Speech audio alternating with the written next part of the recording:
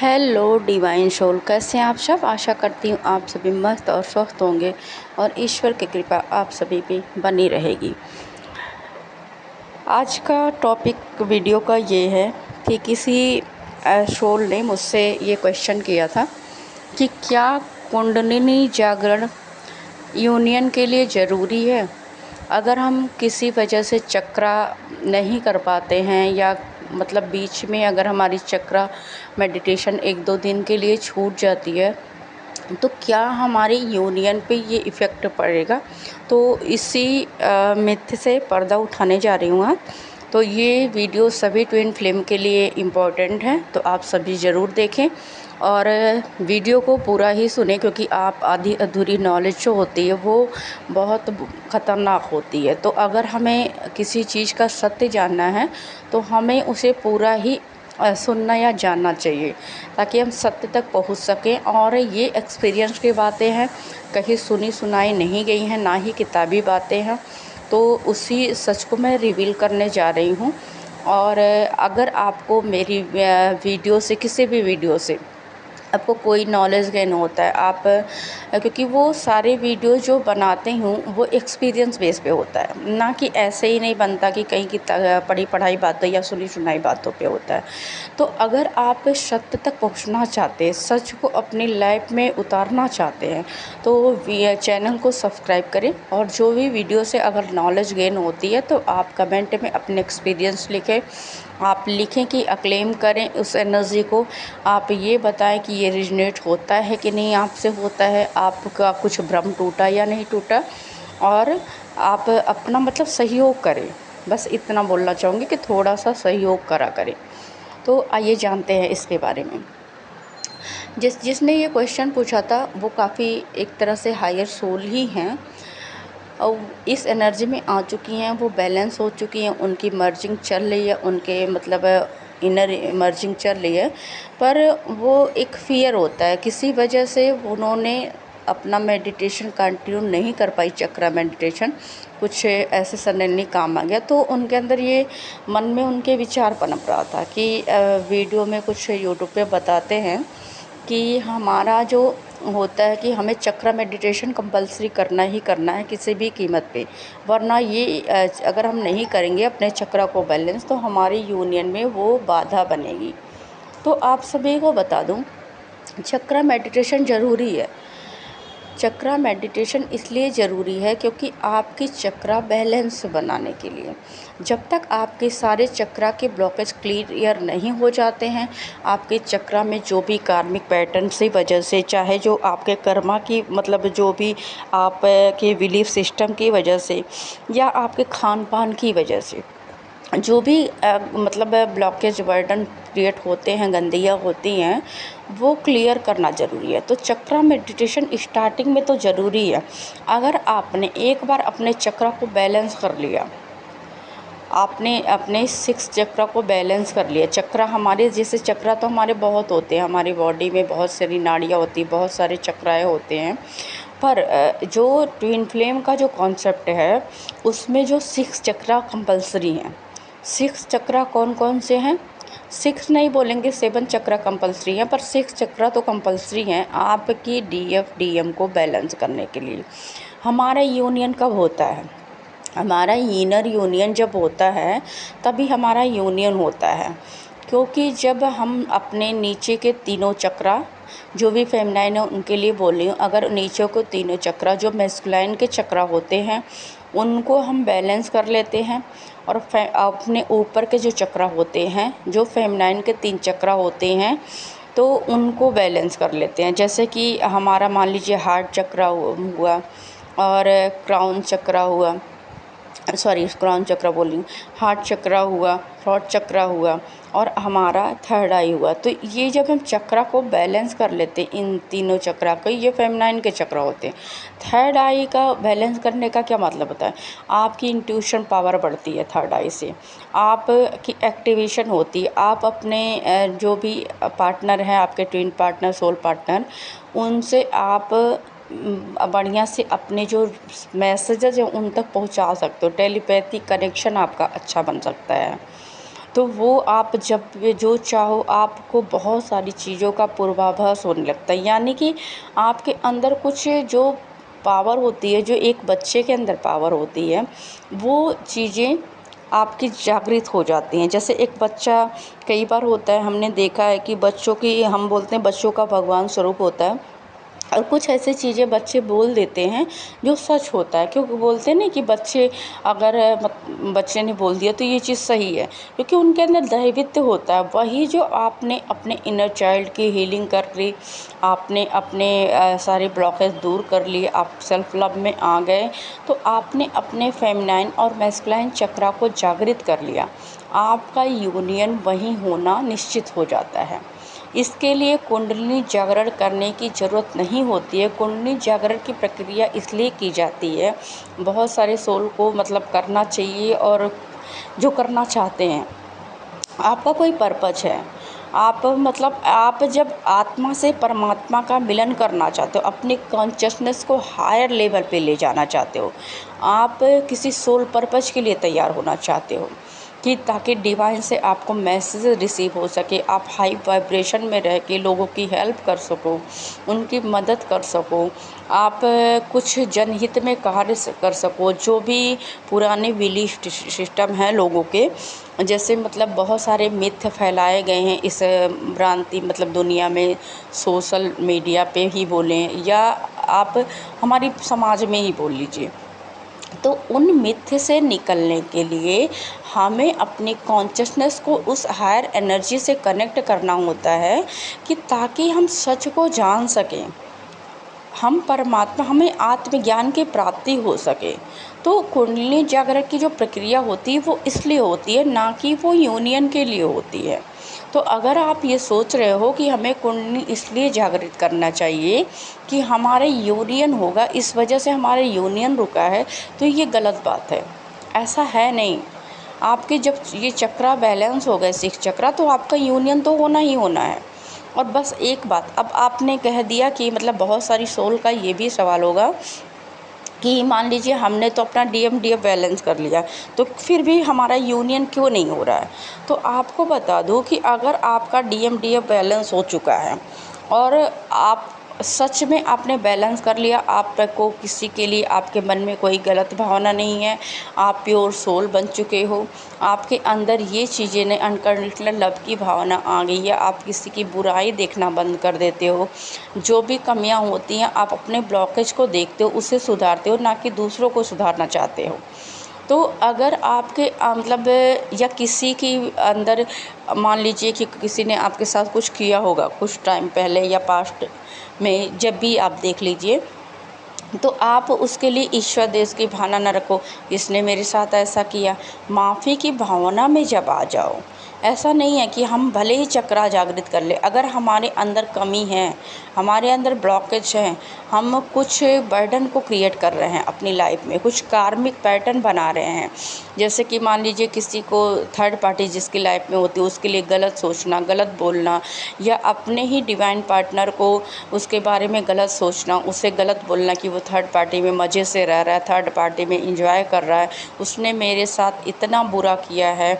तो अगर आपके मन में ये सब भावनाएं आपके चक्रा बैलेंस करने के बाद भी चल रही हैं, तो सबसे पहली बात, आप लोअर एनर्जी में हो। आपने सोचा तो मेरा चक्रा बैलेंस हो, पर आप लोअर एनर्जी में अब भी हो, अब भी आप 3D माइंडसेट से चल रहे हो। तो जब 3D माइंडसेट से चल रहे हो, आप काम तो कर रहे हो एक सोल कनेक्शन पे, तो सोल कनेक्शन को ऐसे आप पा सकते हो, आप अभी देह भाव से चल रहे हो, हमारे अंदर हमारे मन के विचार ही ये सब चीज़ें सोचते हैं। अब आपका यूनियन होगा कैसे, जब इन सब भावनाओं को से आप निकल के ऊपर आप 5D कॉन्शियसनेस से अपने आप को जोड़ लेते हो, आप 3D माइंडसेट को अपना ख़त्म कर देते हो। 3D माइंडसेट रखना है, देह भाव रखना है, पर वो कर्तव्य निभाने के लिए, कर्म करने के लिए देह भाव में जाना है, कि हमें कर्म करना है। हमारे जो भी रिलेटिव हैं, जो भी हमारे नियर वन हैं, या हमारे सोच लीजिए कि मान लीजिए हमारे पार्टनर ही ले लीजिए, उनके लिए देह भाव से हमें 3D माइंडसेट में रहना है, और 5D माइंडसेट में हमें ऐसे रहना है कि हमें अपनी सोच को हमेशा ऊंची रखनी है, हमेशा सोल लेवल पे सोचना है, बॉडी लेवल पे कुछ नहीं सोचना है। जो कुछ जिसने किया हमारे साथ वो बॉडी लेवल पे किया, वो 3D माइंडसेट को लेके किया। ईर्ष्या, द्वेष, काम, क्रोध, ये सब चीज़ें, लोभ, मोह, माया, ये सब जो है ना, ये सब 3D की मानसिकता है। अगर जब तक आप इस मानसिकता में रहते हो तब तक आपका यूनियन पक्का नहीं होगा। कुछ भी आप करके देख लो, आप चाहें अपनी कुंडली जागृत कर लो, आप सोच, अगर ऐसा मानसिकता कोई रखता है कि कुंडली जागृत करने से यूनियन होता है तो ये गलत बात है, ऐसा हो ही नहीं सकता। और कुंडली, क्योंकि आप खुद सोचो कि आप एक डिवाइन सोल हो। अब बहुत सारी जो निगेटिव सोल होती हैं, मैं उनकी बात भी करती हूँ। जैसे मान लीजिए जो डेविल एनर्जी में रहते हैं, आपने बहुत सारी कथाओं में सुना होगा, रामायण में या भगवत गीता में आपने सुना होगा कि जैसे दुर्योधन थे, कर्ण थे, और भी लोग थे, मतलब जो भी द्रोणाचार्य थे, जो भी लोग हैं महान महान योद्धा थे हमारे महाभारत में। रामायण में रावण जैसा ना तपी कोई था, ना ज्ञानी था, पर उनके अंदर क्या था? उनके अंदर काम, क्रोध, ईर्ष्या, लोभ, मोह, ये सब था। तो क्या उनके अंदर पावर नहीं था? उन्होंने अपनी शक्तियाँ जागृत नहीं की थी। रावण इतना बलशाली कोई नहीं था जो बाली पूरे अर्थ पे इतने बलशाली थे, पर बाली को भी 6 महीने रावण ने अपनी आर्म में लेके, वो अपनी बाहों में लेके घूमे थे प्रदर्शित करने के लिए। सॉरी, बाली, उल्टा बोल गई बाली ने, तो बाली ने रावण को लेके घूमा था अपने प्रदर्शन करने के लिए अपनी बल का। पर उनके अंदर विकार थे, उनके अंदर विकार थे, इसी वजह से वो डिवाइन सोल नहीं थे। और आप एक प्योर सोल, आप एक डिवाइन सोल हो, तो आपको बुराइयों की शक्तियाँ तो हम पा सकते हैं। हम मान लीजिए अपने ऊपर हमने काम किया, चक्रा जागृत की, अपनी दैवी शक्तियों को जागृत कर लिया, तो शक्तियाँ तो कोई भी पा सकता है। कोई भी तामसिक गुण का जो व्यक्ति है वो शक्तियाँ अर्जित कर सकता है, पर वो यूनाइट नहीं हो सकता खुद से। स्वयं से यूनाइट करने के लिए प्योरिटी में आना होता है, आपको अपने विकारों को दूर करना होता है, दुनिया में दोष देखना बंद करना पड़ता है, सब में अच्छाई देखनी पड़ती है, तभी आप यूनियन में आते हो। जिस दिन आपने अपने मतलब दोषारोपण करना और देखना बंद कर दिया, स्वयं को प्योर एनर्जी में आप ले आए, अपनी कॉन्शियसनेस को 5D से सोल की यात्रा से सुनने लगे, क्योंकि जो भी हमारे साथ किया वो एक बॉडी ने किया, वो तो कल ख़त्म होना है, आज ही उनका टाइम आ गया, वो ख़त्म हो जाएंगे। पर हमारी सोल प्योर है ना, हमें सोल लेवल पे सोचना है कि उसका वो कार्मिक पैटर्न था जो हमने कभी उनको दिया, उसने हमें वापस किया। वो हमारे साथ इसीलिए आए हैं, इस अर्थ पे जुड़े हैं एक कार्मिक पैटर्न लेके कि हमारे कर्मा को रिलीज कर सके। हमारे जो भी कर्मा हमने पूर्व जन्म में, अनंत जन्मों की यात्रा में जो भी कर्मा जाने अनजाने में बनाए थे, उन कर्मा को क्लियर करने के लिए वो हमारे साथ आते हैं और हमें पुश करते हैं हमारी ग्रोथ के लिए। वो हमसे ऐसा बोलते हैं, तो वो चीज़ें हमें सोच के हमें 3D माइंडसेट से निकलना है, और तभी हमारा यूनियन निश्चित हो सकता है। ये कुंडलिनी जागरण ज़रूरी नहीं है यूनियन के लिए। कुंडलिनी जागृत की जाती है अपने पावर को समझने के लिए, अपने अंदर की जो पावर हमारे अंदर छुपी हुई है, जो परम ऊर्जा की स्थिति होती है। जैसे कि मान लीजिए कि कहते हैं ना कि आत्मा से परमात्मा का मिलन, तो वो परमात्मा का मिलन, परम तत्व से मिलन नहीं, हमें परमेश्वर स्वरूप बनना, एक दैवीयत मतलब हमारे अंदर जब आता है कुंडली जागृत द्वारा, तो वो सोच की शक्तियाँ कोई भी अर्जित कर सकता है, पर यूनाइट होना खुद से, अपन उसके लिए प्योरिटी होनी चाहिए, उसके लिए कुंडली जागरण जरूरी नहीं है। सातों आप अपने चक्रा को बैलेंस कर लिए, 6 चक्रा को, आपका यूनियन हो जाएगा, पर उसमें प्योरिटी होनी चाहिए। तो जिस दिन आपने प्योरिटी से अपना सब कुछ सबको माफ़ कर दिया, सबसे माफ़ी मांग ली, और अपने जो भी कार्मिक बर्डन है उसे क्लियर कर लिया, एंसेस्टर हीलिंग कर ली, इनर चाइल्ड की हीलिंग कर ली, सेल्फ लव में आ गए, अनकंडीशनल लव में आ गए, उसी दिन आपका यूनियन निश्चित हो जाता है। तो आपका यूनियन होना ही होना है। इसके लिए अगर आपके दिमाग में ये चलता है कि कुंडली जागरण की प्रक्रिया ज़रूरी है, हमें मतलब अपना क्राउन चक्र तक जागृत करना ही होगा, तो ये गलत है। इस चीज़ के लिए ये एक्सपीरियंस बातें हैं। क्राउन चक्रा इतना आसान नहीं होता जागृत करना, उसे जागृत करने में बड़ा टाइम लग जाता है, पर आपका यूनियन उसके पहले भी हो सकता है, ऐसी बात नहीं है, ये एक भ्रम है। तो आप सभी अगर मान लीजिए आप सबका चक्रा बैलेंस हो चुका है, एक बार आपने अपने चक्रा पे काम किया, आपको ये वाइब आ रही है कि हमारा चक्रा बैलेंस हुआ है। अब चक्रा बैलेंस होगा कैसे, ये कैसे पता करें?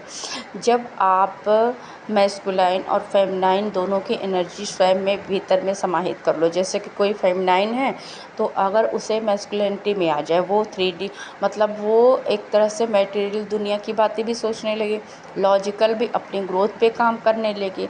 अब जैसे हम इस अर्थ पे हैं तो हमें अपनी ग्रोथ पे ध्यान देना होगा। अगर हमारे पास पैसे नहीं होंगे, हम अच्छी पोजीशन नहीं क्रिएट कर सकते हैं, तो हम ना तो अपने लिए कुछ कर सकते हैं, ना तो किसी और के लिए कर सकते हैं। तो आपको लॉजिकल भी होना है, हर बात को इमोशनली वे में नहीं सोचना है। आप जहाँ इमोशनल होना है वहाँ इमोशनल होइए, जहाँ लॉजिकल होना लॉजिकल होइए, प्रैक्टिकल होइए। तो आप जब इन दोनों माइंडसेट को बैलेंस में रह के चलते हो तो समझ लीजिए कि आपकी एनर्जी जो DMDF है वो बैलेंस हो चुका है। अगर कोई मैस्कुलाइन है तो अगर वो मैस्कुलाइन है, वो हमेशा लॉजिकल बातें सोचता है, हर चीज़ में लॉजिक लगाता है, वो बस पैसे के पीछे भाग रहा है, तो अगर उसका जब बैलेंस होता है DMDF, तो सबसे पहली बात वो स्पिरिचुअल हो जाएगा। दूसरी बात, वो इमोशनली भी होगा, वो हर चीज़ों को लॉजिक से नहीं सोचेगा, वो स्पिरिचुअलिटी की तरफ भी सोचेगा, वो इमोशनली बैलेंस भी होगा, इमोशन से भी कनेक्ट करेगा।